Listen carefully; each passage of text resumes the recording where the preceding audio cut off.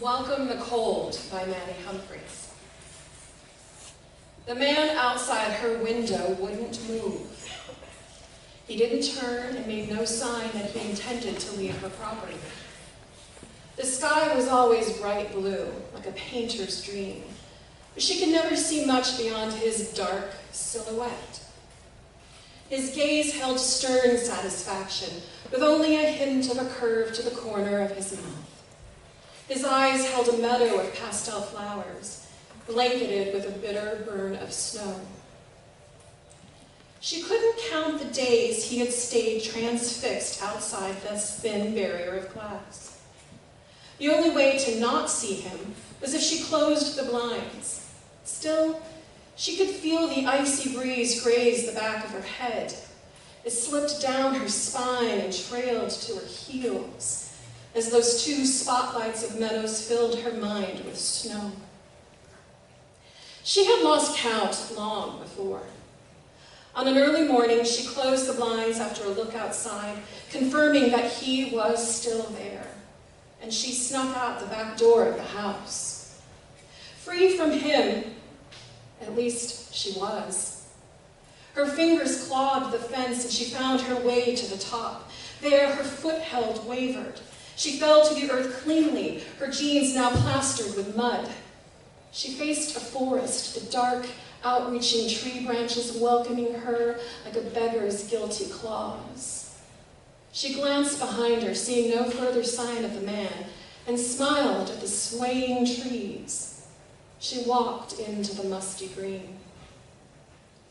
2 days ago, she had been a girl.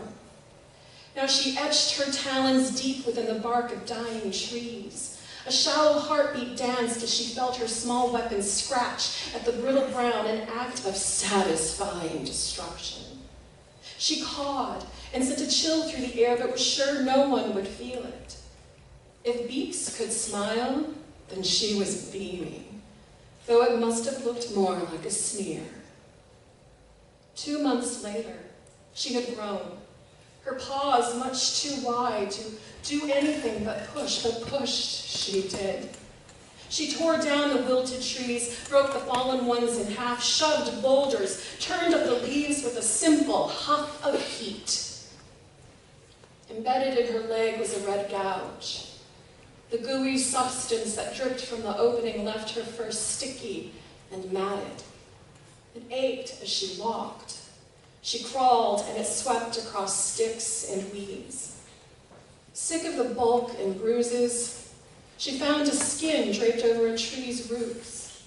This tree young and green and healthy, though the skin was none alike.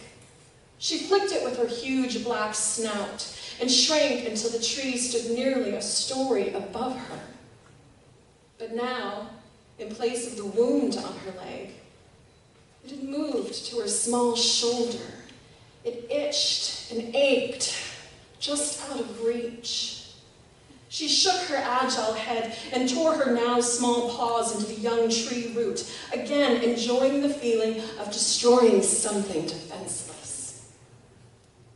She couldn't keep track of the ones she'd been, for the skin she fell into was always too elastic.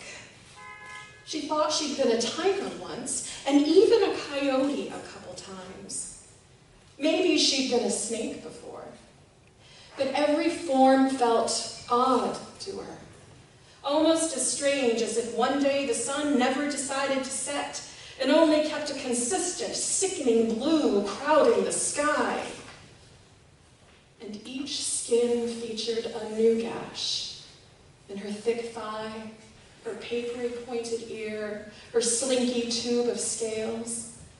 In search for a new form, a new hope of less pain, she kept herself busy. Now a new skin she had found and wrapped its warmth around her, allowing the fur to scratch its way and stitch its way into her own. 2 years later, she must have made her way deep into the forest, for she saw movement among those begging trees' hands. A hand scratched on fur, and paws dug into the dirt, and soon enough she was staring at a wolf. He didn't attack. He did not notice her. He stared right into her eyes.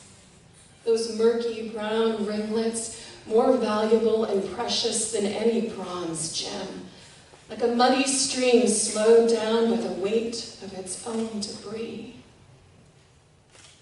She looked down at her bloody paws, which were too slim and yellow to be any sort of wolf. A cheetah, maybe she was, though she didn't feel particularly fast, nor the urge to run.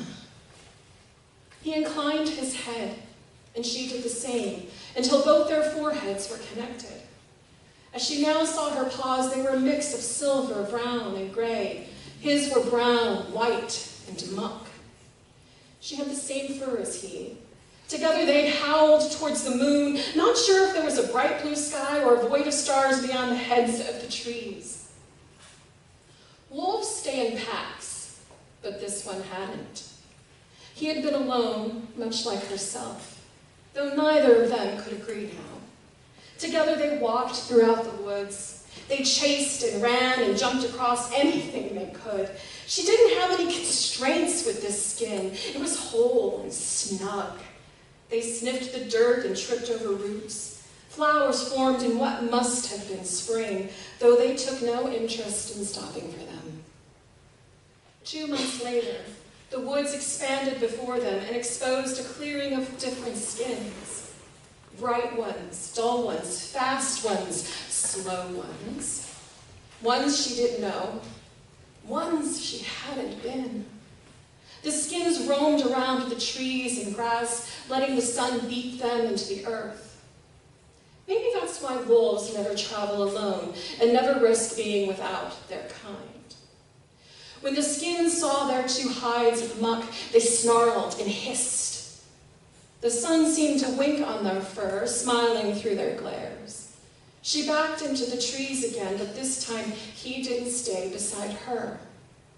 He lunged at the snarls, attacking the skins. The meadow was once peaceful. She felt sure of it, but now it would never be. She slid from underneath the tree's shadow, but couldn't stand the heat of the sun. But she couldn't stand the sight of the wolf tearing into those beautiful skins. The hands above her stroked her head to neck, the wood and splinters urging her to stay hidden. She leaped into the sunlight after the wolf, but not with the wolf. Previously a predator, now a prey. She stood next to the deer, her own kind.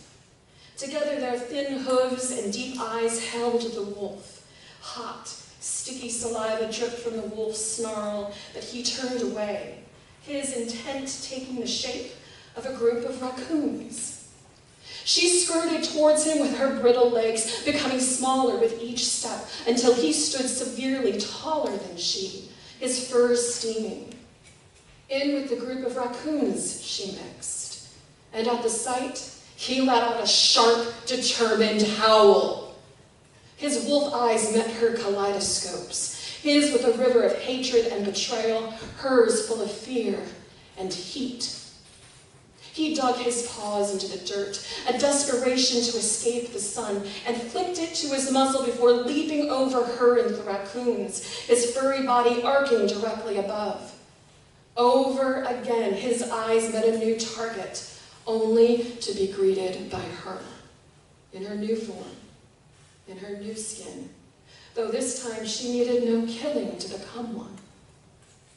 Rabbits, owls, wrens, wildcats, elks, he went after them all she became. He snarled each time, dripping more saliva, more sweat. The sun gleamed brightly off his fur. It glared brown, white, and muck. His wolf eyes met her wolf eyes, and as they were reduced to their stare down, the deer and raccoons and rabbits and owls and the rest scattered into the safety under the hand's shadow. His eyes cooled, softening towards hers. He inclined his head. She did the same, until both they held one another forehead to forehead. His fur stopped steaming, and his breath came out in thin silver streaks. The sun and the bright blue sky dimmed, and flakes of white fell from the sky. He yelped and fled from the snow, leaving the meadow of weeds and flowers to be blanketed with the absence of color. She welcomed the cold. Her mouth opened wide to show her appreciation. But soon enough, her bones felt heavy, and her fur tempted to pull her down to the earth. A gash formed rapidly in her abdomen, spreading to her chest. Her sharp teeth bit into the falling flakes in hunger, anger, longing. Now her beak smiled to the gray sky. She spread her black wings and flew into the trees above the hands, but not high enough to be over the top of their heads.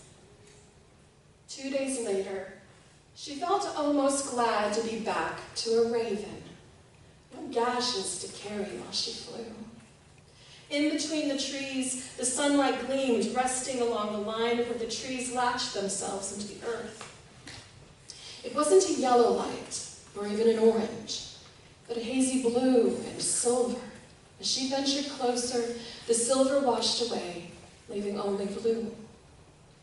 At the edge of the forest, where she had come from, but not from this end, stood a man in a dark silhouette.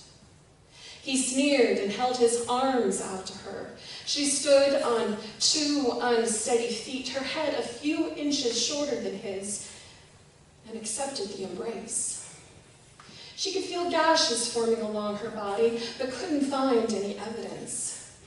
He clasped his hand into hers, reassuring but tight, 5 fingers wrapped around 5 fingers. She knew he wouldn't let go, wouldn't let her slip back to her favorite desired form, with her black wings, her dark smear, her destructive talons, and her cawing scream.